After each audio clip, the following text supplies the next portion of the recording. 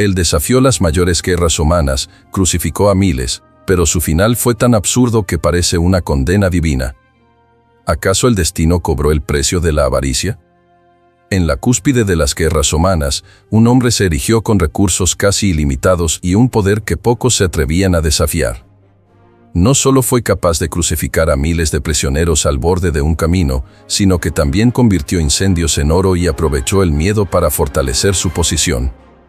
Sin embargo, su muerte fue tan impactante que resuena como una advertencia sobre las consecuencias de la avaricia desmedida. Esta es la historia de Marco Licinio Craso, el más rico de los ricos, que superó infortunios inimaginables en su infancia y se levantó en un escenario de persecuciones y traiciones.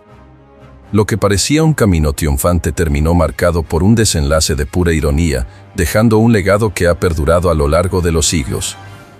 Muchos intentaron comprender qué realmente alimentaba su ambición, pero pocos lograron desvelar el precio que pagó. Él es la prueba viva de que ascender a la cima en la República Romana no garantizaba invulnerabilidad. Pero hay algo sorprendente en esta historia que puede conectar profundamente con los desafíos modernos, la búsqueda del poder y cómo nuestras propias elecciones pueden sellar nuestro destino. Quien se identifica con los dolores de una ambición desenfrenada encontrará aquí no solo la historia de Craso, sino también reflexiones sobre caminos y consecuencias que resuenan hasta hoy. Craso nació en 115 a.C., dentro de la poderosa gens Licinia. Esta familia patricia, cuya influencia recorría los pasillos más altos de Roma, le ofreció una base de privilegios que pocos podían soñar. Desde pequeño, estuvo rodeado de debates políticos, entrenamientos militares y la promesa de un futuro brillante. Sin embargo, lo que vino después sacudió cualquier noción de seguridad, la turbulencia de las guerras civiles entre Mario y Sila. La trágica muerte de su padre y su hermano, ejecutados por los partidarios de Mario, no fue solo un golpe emocional, sino un catalizador para cambios profundos en su vida. Con las propiedades confiscadas, Craso experimentó en carne propia la pérdida total de bienes materiales. Este trauma forjó parte de su carácter, despertando en él un deseo casi obsesivo de recuperar todo lo que le había sido robado. Exiliado en Hispania, encontró refugio y alianzas inesperadas. La tierra lejana estaba marcada por la inestabilidad, pero también ofrecía oportunidades para quienes supieran manejar las circunstancias adversas. Craso se adaptó rápidamente a la cultura local y utilizó su talento político para formar conexiones que le servirían más adelante. Mientras muchos nobles romanos lamentarían el exilio como una caída irreparable, Craso vio la situación como un periodo de preparación. Cada amistad construida y cada favor concedido plantaron semillas que pronto cosecharía.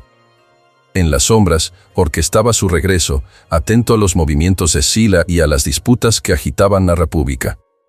Su juventud, marcada por privaciones y miedos, no lo volvió menos ambicioso. Al contrario, encendió en él la determinación de consolidar un poder que nadie podría arrebatarle. El contacto con soldados y líderes locales en Hispania también agudizó su habilidad estratégica, preparándolo para los enfrentamientos que vendrían. Este periodo de fuga moldeó la mentalidad de Craso. Cada paso estaba calculado, cada oportunidad de ganar o de hacer alianzas políticas era aprovechada con fervor. Se convirtió en un camaleón social, capaz de moverse entre adversarios y recomponerse incluso ante amenazas. La necesidad de sobrevivir lo enseñó a ser implacable. Al final del exilio, Craso era más fuerte, aunque muchos no lo notaran. Regresaría a Roma no solo para recuperar sus antiguas propiedades, sino para ascender a niveles jamás imaginados. Y en el horizonte aparecía la figura de Sila, cuyo poder creciente cambiaría el escenario político y abriría paso a la recuperación fulminante de Craso. De vuelta a Roma tras la marcha de Sila, Craso rápidamente se destacó por su habilidad de aprovechar cada grieta en el escenario político. Mientras muchos temían las listas de proscritos, ciudadanos marcados para la confiscación de bienes e incluso ejecución, él vio una oportunidad. Compraba propiedades de enemigos del régimen a precios irrisorios y las revendía por fortunas. Cada negociación aumentaba su riqueza y mostraba una frialdad sin precedentes. Su controversial cuerpo de bomberos privado transformaba tragedias en negocios altamente lucrativos. Cuando ocurría un incendio, sus equipos aparecían rápidamente, pero solo apagaban el fuego después de que Craso adquiriera el inmueble a un precio mínimo. Esta práctica, aunque moralmente cuestionable, era vista por algunos como una prueba de su increíble astucia. Craso ampliaba sus posesiones y, al mismo tiempo, ganaba fama de hombre que resolvía problemas. También utilizaba esta influencia para establecer conexiones políticas sólidas. Se convirtió en financiador de campañas, ayudando a otros políticos a cambio de favores y concesiones futuras. De este modo, aseguraba protección para sus intereses y mantenía su nombre alejado de represalias. Su fortuna generaba poder, y el poder alimentaba aún más su fortuna, un círculo que pocos lograban romper. El periodo tras la dictadura de Sila fue delicado, con la ciudad buscando estabilidad. Craso ocupó este vacío de liderazgo económico, extendiendo su influencia a diversos sectores. Su dominio sobre propiedades urbanas y rurales se volvió una fuerza innegable en Roma. Muchos lo veían como la personificación de la ambición, pero también como un pilar de confiabilidad en tiempos de incertidumbre. Al mismo tiempo, Craso cultivaba una imagen pública de generosidad. Patrocinaba eventos, ofrecía banquetes para el pueblo y financiaba reformas. Aunque su objetivo principal era mantenerse cerca de las masas para garantizar apoyo, esta postura ayudó a solidificar el respeto, o al menos el temor, que la sociedad romana sentía hacia él. Mezclaba astucia financiera y sensibilidad política como pocos. Curiosamente, su ascenso meteórico no se dio solo por la especulación inmobiliaria o los planes con las propiedades de los proscritos. Craso también respaldaba emprendimientos comerciales, siendo precursor de sociedades que iban desde el suministro de granos hasta la minería. Mientras otros nobles despreciaban estas actividades como indignas, él las veía como fuentes de lucro esenciales para sustentar su crecimiento continuo. Todo este poder económico sería fundamental para que Craso diera el siguiente paso en la esfera militar y política. En Roma había un clamor por líderes capaces de enfrentar amenazas internas, como la pronta revuelta de esclavos. Esta necesidad de mano firme encajaba perfectamente con los planes de alguien que dominaba no solo la moneda, sino también el arte de manipular situaciones a su favor. Nombrado comandante contra la revuelta de esclavos liderada por Espartaco, Craso encontró una oportunidad de oro para mostrar su capacidad estratégica y reafirmar su prestigio militar. Mientras otros generales dudaban y sufrían derrotas embarazosas, él se lanzó al combate decidido a restaurar la disciplina en las legiones romanas y aplastar la rebelión que aterrorizaba el corazón de la República. Para retomar el control de tropas desmoralizadas, Craso recurrió a métodos drásticos. La distribución de la 10ª parte, castigo cruel en el que 1 de cada 10 soldados era ejecutado por su propio grupo, se volvió una forma de imponer respeto inmediato. Esta brutalidad interna chocó a muchos, pero reforzó la cohesión del ejército y creó un miedo colectivo al fracaso. Aunque discutible, la táctica sirvió como un mensaje claro: las deserciones y la cobardía no serían toleradas. La construcción de fortificaciones en el istmo de Calabria fue otro ejemplo de la astucia de Craso.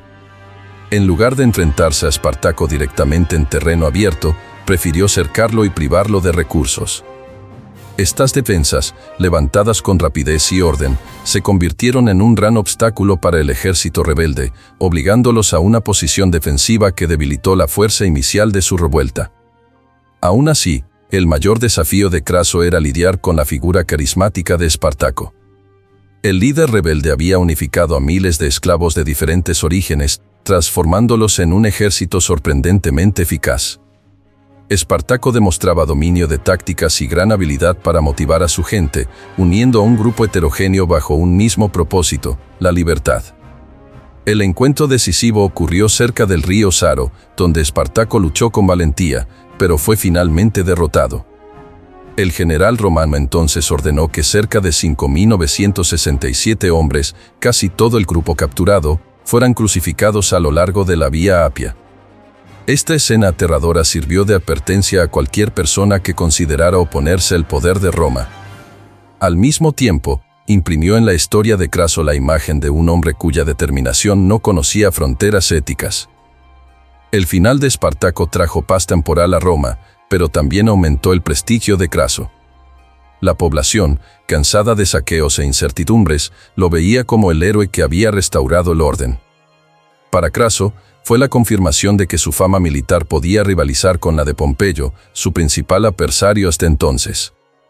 Este triunfo, sin embargo, no borró los métodos brutales que lo consagraron. Con la revuelta finalizada, Craso regresó a la política, consciente de que su influencia ahora era incomparable. La victoria sobre Espartaco le garantizó el reconocimiento del Senado y la aclamación popular. Aunque veía en este logro un pasaporte para proyectos aún más audaces, no imaginaba que, en el futuro, su deseo de gloria en el campo de batalla lo llevaría a enfrentar fuerzas mucho más peligrosas que esclavos en revuelta. La rivalidad con Pompeyo se intensificó poco después de que ambos regresaran victoriosos de campañas diferentes. A pesar de las tensiones, aceptaron gobernar juntos como cónsules en 70 a.C. Esa unión incómoda evidenciaba la capacidad de Craso para articularse políticamente, aunque el ego de cada uno pudiera explotar en cualquier momento. Mientras Pompeyo traía la fama de héroe militar de tierras lejanas, Craso presumía de haber aplastado la revuelta de Espartaco. El envión del primer triunvirato surgió de las ambiciones que ni Craso ni Pompeyo podían realizar solos. Julio César, más joven pero igualmente ambicioso, necesitaba apoyo financiero e influencia militar para llevar a cabo sus reformas populares. Craso lo veía como un puente para ampliar su participación en la política y disfrutar de aún más privilegios. Así, unieron fuerzas en 60 a.C., sellando un pacto que, a ojos del pueblo, mantendría Roma estable. La contribución de Craso era esencial, dinero para financiar campañas, obras y alianzas que sustentaran la popularidad del grupo. Pompeyo ofrecía el prestigio de sus batallas y el control de legiones, mientras César ideaba cambios que atendían las demandas de la población y consolidaban su nombre. De esta fusión, Roma encontraba un aparente equilibrio, aunque extremadamente frágil. A pesar de colaborar, tensiones profundas marcaban cada encuentro. Craso solía sentirse subestimado, por más que su fortuna fuera la base de muchos proyectos. Pompeyo, por su parte, exigía respeto por su gran reputación militar. César, hábil en equilibrar ambos, sabía que no podía mostrar debilidad ni ignorar las susceptibilidades de sus aliados. Cualquier desavenencia podría arruinarlo todo. Detrás de las cortinas, Craso veía en el triunvirato un trampolín para proyectos personales. Quería victorias militares que igualaran su nombre al de Pompeyo y César, ya que riqueza no le faltaba. Mirando las crecientes oportunidades de conquista, sus ojos se volvían hacia las regiones del este, donde el Imperio Parto se perfilaba como un oponente formidable y una fuente potencial de gloria. Mientras tanto, las tensiones internas en Roma no dejaban de acumularse. Facciones en el Senado miraban con escepticismo esa concentración de poder, y muchos aristócratas criticaban cómo el triunvirato atropellaba antiguas costumbres. Aún así, Craso seguía expandiendo sus negocios y reforzando su posición, sabiendo que la política romana se dirigía a conflictos aún mayores. El triunvirato, en esencia, se sostenía sobre intereses complementarios, pero la ambición de sus miembros parecía crecer más rápido que la lealtad que los unía. En este contexto, Craso ideaba planes audaces que lo llevarían a una campaña militar épica. Lo que quizás no esperaba es que este emprendimiento en busca de conquistas y prestigio militar pudiera convertirse en el mayor error de su vida. Decidido a igualar las hazañas de Pompeyo en Oriente y de César en las Galias, Craso vio en la campaña contra el Imperio Parto la oportunidad perfecta. Este proyecto prometía fama, territorios y riquezas que fortalecerían su posición tanto en el triunvirato como ante la sociedad romana. El enemigo, sin embargo, no era un simple estado periférico, sino un imperio consolidado que sabía muy bien cómo reaccionar ante la fuerza de Roma. Al partir en 53 a.C. hacia las fronteras orientales, Craso ignoró los consejos de generales experimentados, prefiriendo confiar en la supuesta superioridad numérica de sus legiones. Esa confianza rayaba en la arrogancia, subestimó gravemente las técnicas de combate de los partos, que incluían arqueros a caballo con increíble movilidad y catafractos que podían arrollar formaciones rígidas. Para empeorar las cosas, su habilidad para leer el terreno también mostró ser deficiente. En regiones abiertas y áridas, los partos se movían con rapidez, aprovechando caminos que ponían a los humanos en desventaja. Craso, acostumbrado a las estrategias de guerra tradicionales, tuvo dificultades para adaptar la marcha de las legiones a una realidad totalmente diferente. Los problemas logísticos se acumulaban, las largas distancias entre los puntos de suministro y el calor abrasador castigaban a las tropas. La confianza inicial de Craso poco a poco se convertía en preocupación. A pesar de intentar mostrar firmeza, su incapacidad para reaccionar a la táctica de disparar y retirarse de los arqueros partos minaba la moral de los soldados romanos. Mientras tanto, los partos, liderados por el general Sureña, demostraban ser maestros en la habilidad de explotar la indecisión del enemigo. Forzaban escaramuzas rápidas y ataques constantes, manteniendo una distancia segura de la infantería romana y atacando sin parar con una lluvia de flechas. Muchos legionarios caían sin siquiera ver el rostro del enemigo. La fuerza bruta de los escudos y formaciones cohesivas no servía de nada contra un enemigo que no entraba en combate directo. Este escenario preparó el terreno para la batalla de Carras, donde Craso enfrentaría no solo un ejército más adaptado a la región, sino también las consecuencias fatales de su ambición. La tensión reinaba en los campamentos romanos, ya que rumores de deserción y miedo se propagaban. La disciplina, que antes se había conquistado en campañas previas, ya no era suficiente para contener el pavor ante lo desconocido. Ni siquiera la perspectiva de capturar inmensos tesoros de Oriente servía de consuelo. Cada avance se sabía que era un paso hacia el riesgo. Aún así, Craso prosiguió, impulsado por la necesidad de demostrar su valía y por el anhelo de igualar a Pompeyo y César. Pero su destino ya estaba en curso, y la gran vuelta de la historia ocurriría en el suelo ardiente e inhóspito donde jamás imaginó encontrar un desenlace tan devastador. El presagio del desastre comenzó con la muerte de Publio Craso, hijo del general. Lideró una carga contra la caballería partida, pero terminó acorralado. La noticia de su muerte afectó irreversiblemente la moral de las legiones, que vieron en esa pérdida no solo el fin de un joven talentoso, sino también una señal de desamparo ante un enemigo implacable. La lluvia de flechas no dio tregua, y los romanos, atrapados en un terreno abierto, sufrían con cada rápida incursión. La famosa cohesión de las legiones valía poco contra maniobras tan ligeras y eficaces. Las formaciones intentaban resistir pero sufrían bajas constantes, y el sudor de cada soldado se mezclaba con el creciente desespero. De nada servía la experiencia en otras guerras romanas, porque esto era una nueva forma de combate. Craso, presionado por las circunstancias, intentó negociar con Sureña, el general parta que lideraba el ejército enemigo. Ya no había suficientes suministros, y el agotamiento físico y psicológico se apoderaba de las tropas. Lo que quedaba era una esperanza frágil de acuerdos diplomáticos que, en la práctica, rara vez se concretizaban en una situación tan desventajosa. Cuando Craso se dispuso a hablar, fue recibido con una traición calculada. Los partos fingieron estar dispuestos a un entendimiento, pero la intención real era atraer al general romano y a sus oficiales hacia una trampa. El enfrentamiento final no fue una épica batalla de espadas y escudos, sino un golpe rápido y limpio, que acabó con la vida de Craso sin la gloria de un duelo honorable. Su muerte, según escrito por historiadores como Plutarco, habría sido seguida por un gesto simbólico que marcó para siempre su memoria. Se dice que los partos fundieron oro y lo derramaron en su boca, en una macabra alusión a la avaricia que lo caracterizó en vida. Esta narrativa, real o embellecida, resume la visión que el mundo antiguo tenía sobre Craso, el hombre cuya sed de poder fue castigada de manera cruel. Mientras el ejército romano intentaba reorganizarse para escapar de la trampa, el daño ya estaba hecho. Sin líder y sin recursos, los sobrevivientes poco pudieron hacer más que retroceder. La batalla de Carras se convirtió en uno de los mayores fracasos militares de Roma, pues se veló la vulnerabilidad de las legiones ante tácticas fuera del estándar romano.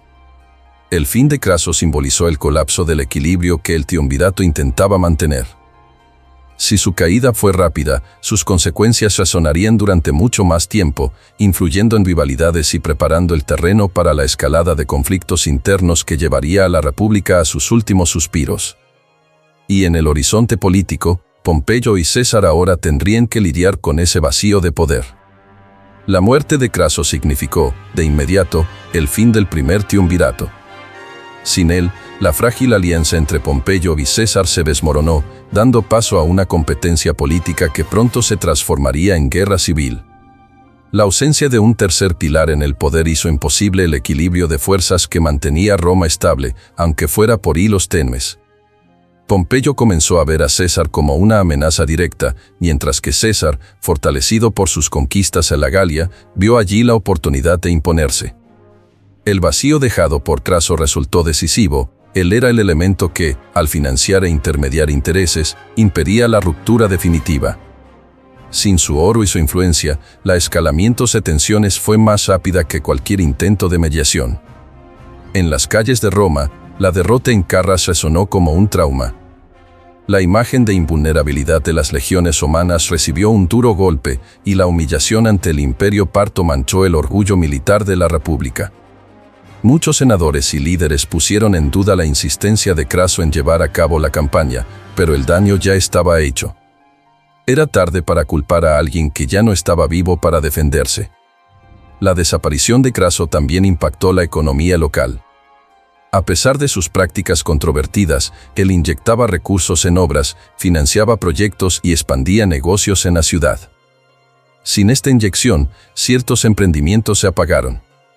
Y la aristocracia, que antes competía con Craso en términos de riqueza, sintió la falta de un adversario que, por ironía, estimulaba el mercado a su alrededor.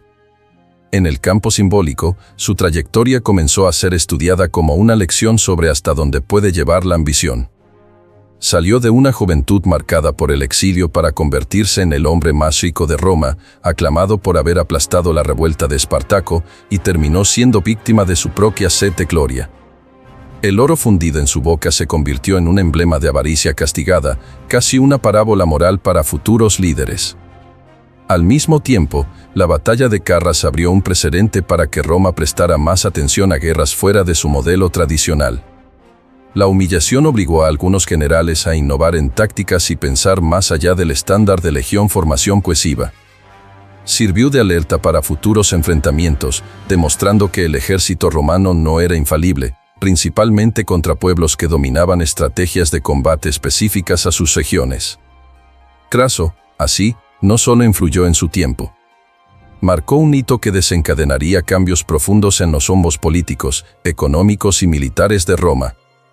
Su caída cerró un capítulo, pero, paradójicamente, abrió camino a nuevas transformaciones que acelerarían la caída de la República y el surgimiento del imperio.